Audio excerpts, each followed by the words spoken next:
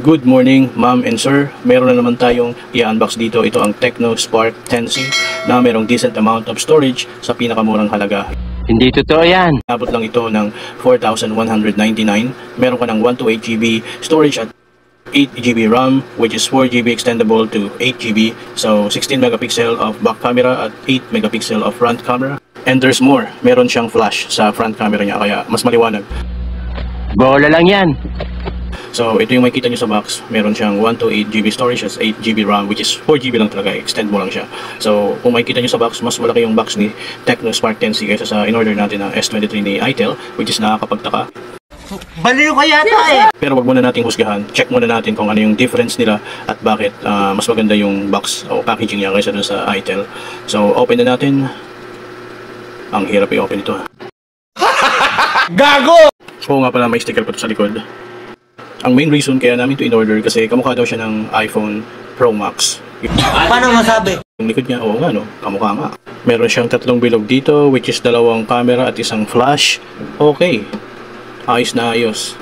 So dito makikita natin yung features niya, 16 megapixel, 128GB storage, at yung 6.6 HD display, 8 megapixel front camera, 5,000 mAh battery at 90Hz refresh rate, which is pareho lang sa Itel S23. Medyo fingerprint magnet siya. Ang dami niya ng fingerprint. Pasmado kasi yung kamay ko eh.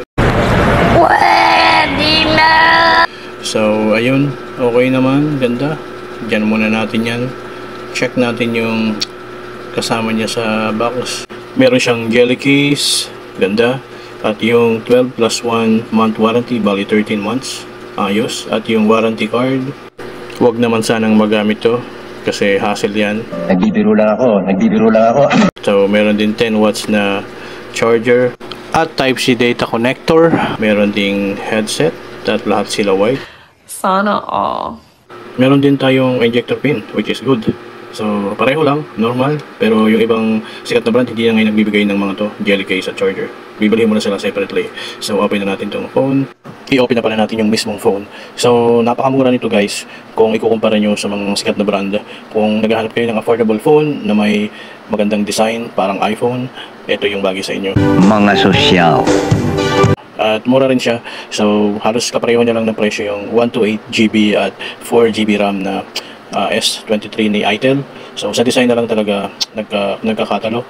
Check nyo yung isa kong unboxing video. Makikita nyo dun yung pinagkaiba ng Spark 10C at ng Itel S23. Ang napansin ko lang na pinagkaiba talaga nila is yung back camera niya. Si S23 Itel is merong 50 megapixel na back camera. Ito 16 megapixel lang. Pero kung titignan nyo yung picture, halos pareho lang.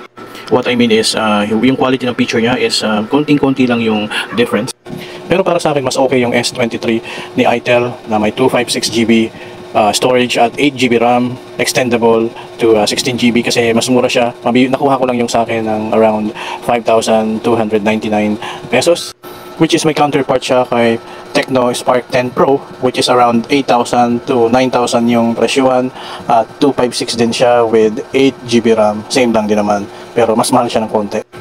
Yun, legit naman yung mga info or specs niya sa box. Kung ano yung makikita mo sa box, yun din yung makikita mo dito sa settings niya. Okay na okay. 90Hz refresh rate. Napakabilis ng phone na to. At yung camera quality niya, yun, sabi ko nga kanina, konting-konti lang yung diferensya. Pero makikita mo pa rin, mas detailed, mas malinaw yung sa Itel na 50 megapixel. Dahil ito ay 16 megapixel lamang. Pero okay na okay pa rin pang selfie. At kung sisimula kayo mag-vlog, ayos na to. Kasi nga ako, nag-umpisa ako sa Oppo A5s lang. So pag nag-install ako ng ilang application, napakahirap. Mag-uninstall pa ako ng ibang apps para lang makapag-edit ng video. Ganun talaga pag nagsisimula ka, kailangan mong magtiyaga. Kaya yung mga hindi pa nakasubscribe, pa-subscribe naman at pa-comment at pa-like ng video para ganahan naman tayong gumawa pa ng ibang makabuluhang video. Kaya kung naghahanap kayo ng phone, medyo tight yung budget nyo, okay na to pang simula. So yun, napakaganda ng likod niya. Kung makikita nyo, bumili ka lang ng magandang case, pagkakamala ng iPhone yung gamit nyo. So yun lang, thank you for watching.